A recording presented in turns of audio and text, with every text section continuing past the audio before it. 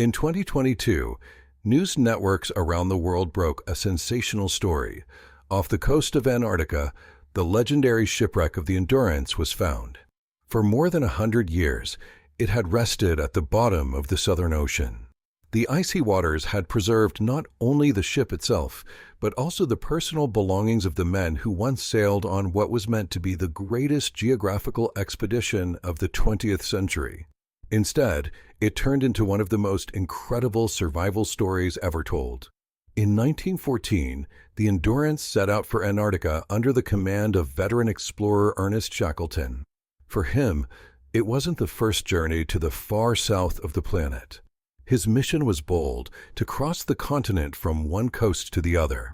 No one had ever done it before, but those plans never came to life. The expedition didn't just fail to cross Antarctica. The men never even reached it. Nearly 30 crew members became trapped in the ice, stranded almost 1,200 miles from the nearest settlement. They had no way to send a distress signal, their food supplies were running out, and before long, the ship was crushed by the ice and sank beneath the surface. The men were left stranded on a drifting floe in the middle of a frozen ocean with almost no hope of survival. That's how their fight for life began. This is the story of the last voyage of the Endurance. Most of you watching this probably live in the Northern Hemisphere, but what I'm about to tell you happened in the South, where the seasons flip. Down there, July means deep winter, while January brings summer. The southern wind cuts with icy cold, while the northern wind carries warmth. And by the way, polar bears don't eat penguins in Antarctica simply because there are no bears there at all. Yet one thing is the same in both hemispheres: the unstoppable drive of human beings to explore the farthest, harshest corners of the planet and to test the limits of what we can endure. The scariest part was the sound. Millions of tons of ice pressed against the hull from every side. Inside, the men heard deafening cracks, groans, and the screech of wood giving way. The wooden walls bent inward so badly it could be seen with the naked eye. More than 6 months had passed since the Endurance was trapped in the ice. Nearly a year had gone by since the crew last had contact with the outside world. No one knew if they were even alive. They were stuck in the heart of the Weddell Sea, off the western shores of Antarctica. It was nearly 1,200 miles south to the pole in one direction, and almost the same distance to the nearest human settlement in the other. The calendar read October 27, 1915. The men had no radio transmitter. And even if they had one, their signal likely wouldn't have been heard. The technology was still new and unreliable. Rescue planes and helicopters didn't exist yet, and no ship could cut through the endless miles of solid ice. They were left alone with the brutal forces of nature. The temperature hovered around -22 degrees Celsius. On Shackleton's orders, the crew abandoned ship. On a solid floe nearby, they built a temporary camp. From the wreck, they salvaged whatever they could: tents, clothing, kitchen gear, a few dozen sled dogs, and the last of their food. And so, 27 men left their ship behind and began a new, far more dangerous chapter of their struggle to survive. About an hour after the last man stepped off the ship, the ice finally tore through the hull. Sir Ernest Shackleton, leader of the Endurance expedition, watched the evacuation closely. He already knew the dream of the grand trans-Antarctic crossing was over.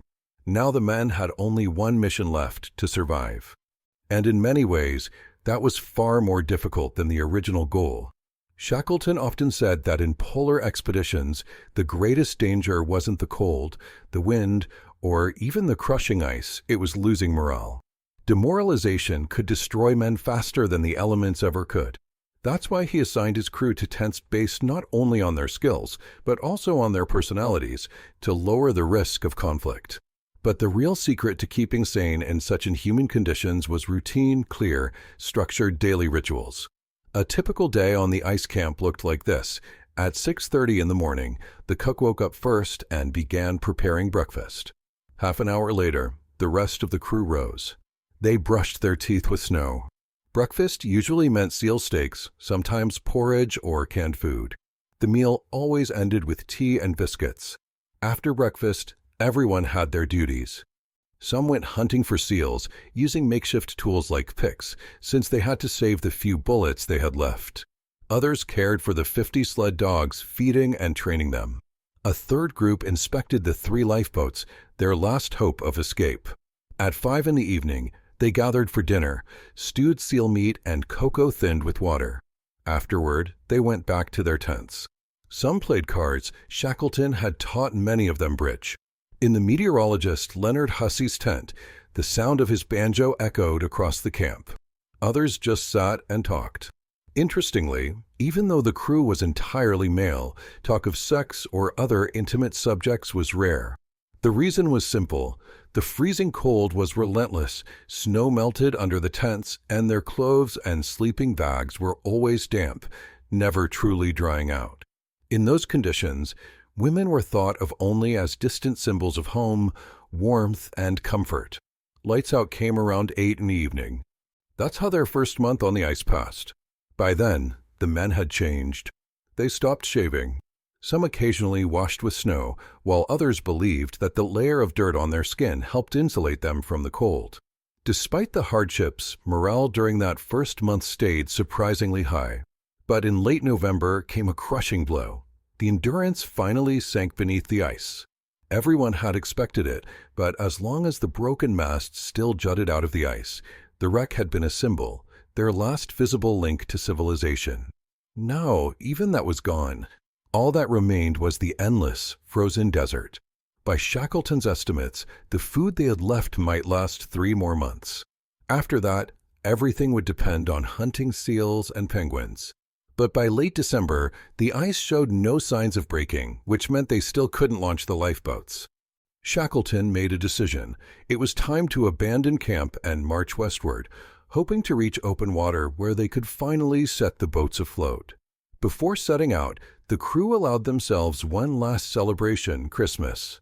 Shackleton gave permission for everyone to eat whatever they wanted, in whatever quantity they wished. This mattered for 2 reasons. First, it lifted spirits, and second, they already knew they couldn't carry all their food supplies with them. The load would be too heavy, and part of it would have to be left behind. Afterward, they bid farewell to the sunken Endurance. A signal rocket lit up the sky, and the expedition pushed off toward the northwest. The men still clung to hope, though deep down they understood that every passing day made their situation more dire. At the site of the old camp, Shackleton secretly left a message sealed in a bottle. None of the men knew about it. He understood that if they found out he had prepared last words, they'd see it as a sign of surrender. The march ahead was going to be brutal. Shackleton immediately set limits. Each man could take only the bare minimum of personal belongings. Even so, the 3 lifeboats, loaded only with essentials, each weighed close to a ton. January in the southern hemisphere means the height of summer. The snow beneath their feet turned into a slushy mess, making progress nearly impossible. So they marched only at night, when colder temperatures froze the surface solid again. But even that didn't solve their biggest problem, the ice ridges. Where massive floes collided, they created jagged barriers several meters tall. The men had to haul their boats and supplies over these frozen walls. After a week of punishing struggle, Shackleton called a halt and ordered camp to be set up. The men were spent. They had covered only about 9 miles, with nearly 200 miles still ahead. That was when most of them finally realized their hope was slipping away. Everything now depended on nature. If the ice broke and open water appeared, they might live. If not, they faced a slow death out on the floe. Many of the crew thought back to the ill-fated expedition of the American explorer Adolphus Greely in the 1880s. His team had waited years for rescue, and of the 25 men, only 7 survived. The rest starved to death. For Shackleton's men, food supplies were running low as well. They weren't starving yet, but rations had been cut to the bare minimum to stretch what little they had left. Hunting was their main hope now, but even that often failed. On January 9, 1916, Shackleton wrote in his diary that they had managed to catch only 2 seals. For nearly 30 men, it was nothing. Even with strict rationing, supplies were dwindling at a dangerous pace. Some of the men, fearing even harder days ahead, began secretly saving portions of their meager meals. The most notorious was mechanic Thomas Ordleys, who often stashed away half of his ration for later. But the cost was severe. He grew so weak that one day during a hunt, he collapsed in the snow from exhaustion. The seriousness of their plight was made clear when Shackleton gave the order to shoot the dogs. They were no longer needed. Hope now rested entirely on the lifeboats, and there was no way to feed so many animals. Some men thought the decision cruel, but they all understood the logic. Later, some of the dogs were eaten. Hunger turns a man into something else, one of the crew admitted. By mid-February, things grew even worse. The last of the seal meat and blubber was nearly gone, and the monotonous diet of nothing but meat had begun to take a toll. Constipation and stomach problems spread through the camp, making an already miserable existence even harder to bear. On February 17th, with the food crisis reaching its peak, the crew spotted a flock of Adelie penguins. Within a few days, they managed to catch about 100 birds. It was a lifesaver. Hunger was pushed back, at least for the time being. With the immediate food shortage eased, the men could finally take stock of their situation. For months had passed since they abandoned the Endurance and moved on to the ice floe. Everyone was waiting for the ice to break so they could launch the lifeboats, but no one could predict when that moment would come. Shackleton prepared for the worst. He set up round-the-clock watches and ran drills so the crew could quickly move tents, boats, and supplies if cracks opened beneath their camp. But the ice remained stubbornly solid. Fear slowly gave way to another threat, crushing boredom. Most of the books had gone down with the ship. Hussey's banjo no longer cheered anyone up. Bridge games became rare, not only because enthusiasm faded, but also because the cards were so grimy it was hard to tell them apart. By late March, a new enemy arrived: rain. Everything was soaked, even the tents. Men sat inside for hours, barely moving, trying not to touch their cold, wet clothes that never warmed against their bodies. Exhaustion and nerves ran high, and arguments broke out more often. Once, First Officer Greenstreet accidentally spilled his ration of powdered milk mixed with water. It was so precious that he burst into tears on the spot. Meanwhile, the floe kept drifting north. But the islands they hoped to reach were to the northwest. The current carried them farther into the open ocean. One man wrote in his diary, "Our chances of reaching land are 1 in 10. On March 28th, during breakfast, a dark shadow emerged from the fog. A shot rang out, and a massive leopard seal collapsed. It was a double stroke of luck. First, they had eliminated a predator dangerous to men. Second, the carcass weighed nearly 1,100 pounds and provided meat and blubber that would last for weeks. In early April, the ice finally began to crack. But this brought no joy. Launching the boats was still risky. The floes could crush them in an instant. At the same time, fissures split open beneath their feet, forcing the crew to scramble and drag their tents and supplies from one patch of ice to another. The floe beneath them shrank rapidly. First, its diameter fell to 200 meters, then even smaller. It became clear waiting was now more dangerous than risking the water. On April 9th, Shackleton gave the order to launch the boats. The days that followed became an exhausting routine. By day, they rowed with all their strength, forcing their way through the ice toward King George Island or Elephant Island. At night, they searched for solid ice to camp on, snatched some sleep, then pushed off again. It was a punishing ordeal. Icy waves constantly broke over them, and water sloshed in the boats up to their knees. At one point, a man fell overboard.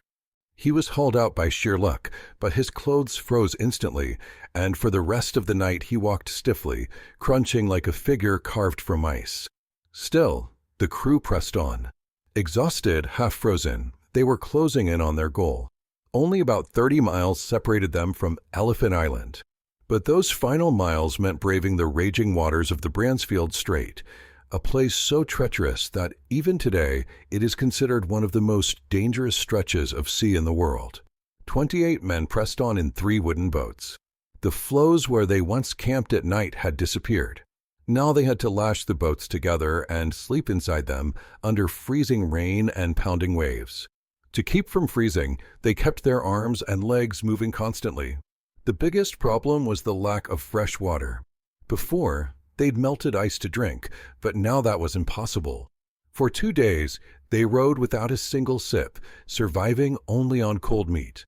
Their lips cracked and bled, and many men lost feeling in their feet from frostbite. But finally, their suffering was rewarded.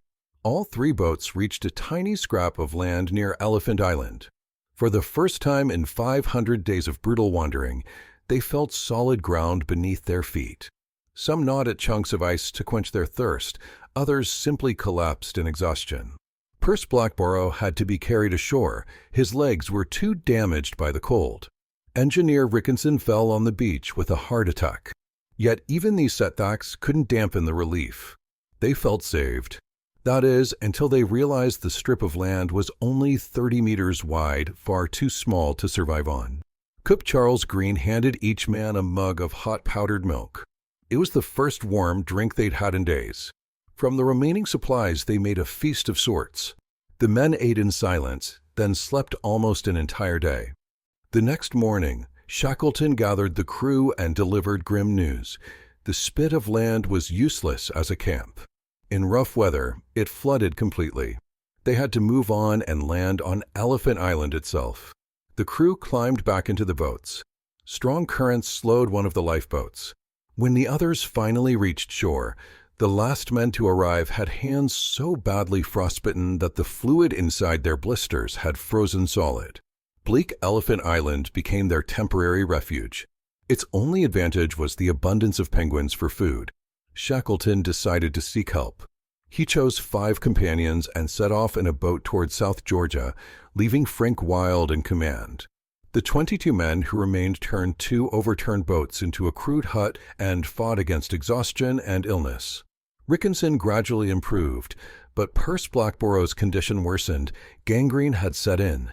Surgeon James McElroy amputated his leg in makeshift field conditions. The weeks of waiting dragged on in misery. Supplies dwindled, morale sank, and diaries filled with despair. Meanwhile, Shackleton and his companions made their desperate crossing. They braved the stormy Drake Passage with barely any fresh water, risking the loss of their navigation charts. On May 10th, they reached South Georgia, but landed on the wrong side of the island. Shackleton, Captain Morsley, and Cream then made a perilous trek across the mountains. The route was so harsh that it wasn't repeated until 40 years later, and only by well-equipped mountaineers. Several attempts to rescue the men stranded on Elephant Island failed. The sea ice blocked every ship. At last, with support from the Chilean authorities, Shackleton secured a vessel. On August 30th, 1916, all 22 men were saved. In Chile, they were welcomed as true heroes. But in Britain, their feat went largely unnoticed. The First World War was raging at full force. Later, Shackleton toured with lectures, published a book, and even released a film. In 1921, he set out for Antarctica once again, but soon after, he died of a heart attack on South Georgia. He was buried there on the island that had become an inseparable part of his destiny.